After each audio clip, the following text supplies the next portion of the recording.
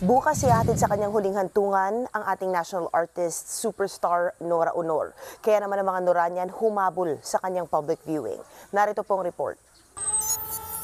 Bit-bit ang mga memorabilia ng kanilang idolo. Dinumog ng fans ang burol ni Nora Aunor sa The Heritage sa Taguig. Isa na riyan si Josefina Carrion na pinipilahan at wala raw pinalampas na pelikula noon ni Nora. Pero ngayon, sa burol ng kanyang idolo nakapila ang certified Noranian. Kahit may sakit ako, pumunta po ako dito. Kasi po talagang gustong-gusto ko talaga siya.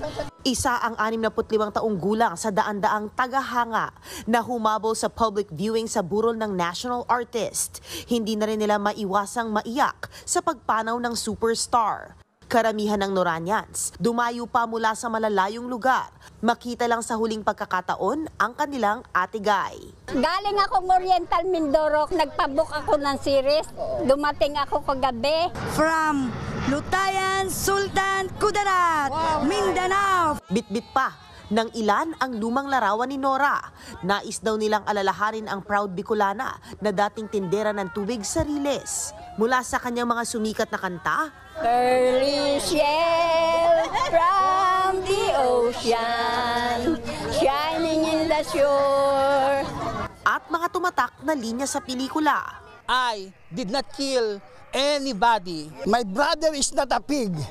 Ang kapatid ko ay hindi baboy damo, siya ay tao. Walang himala. Ang himala ay nasa puso ng tao. Pero higit sa mga karakter sa pelikula at telebisyon, ang pagiging ina raw ang pinakamahalagang papel na ginampanan ng superstar ayon sa kanyang mga anak na sina Ian at Mate. Ang mami namin, grabe magmahal yan eh. Alam natin yan. Grabe siya magbigay. Uwinahin niya mga ibang tao bago ang sarili niya. Malaking pasasalamat namin kay Mami dahil kinuha niya kami para maging anak niya. You know, for accepting me and my brothers and my sister. Inampun niya kami, maiparamdam niya sa amin yung pagmamahal niya. Una nang nagpasalamat ang anak ni Ate Gay na si Lotlot de Leon sa mga taga-suporta ng kanyang ina. Ang mami kasi walang pinipiling tao. Whether mayaman ka, may kaya ka o wala.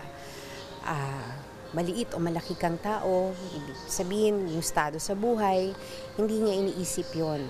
Para kay mami lahat, pantay-pantay. Kaya siguro talagang mahal na mahal siya ng maraming tao dahil doon. Bibigyan ng state funeral ang national artist bukas, April 22. Ilalagak ang kanyang labi sa libingan ng mga bayani.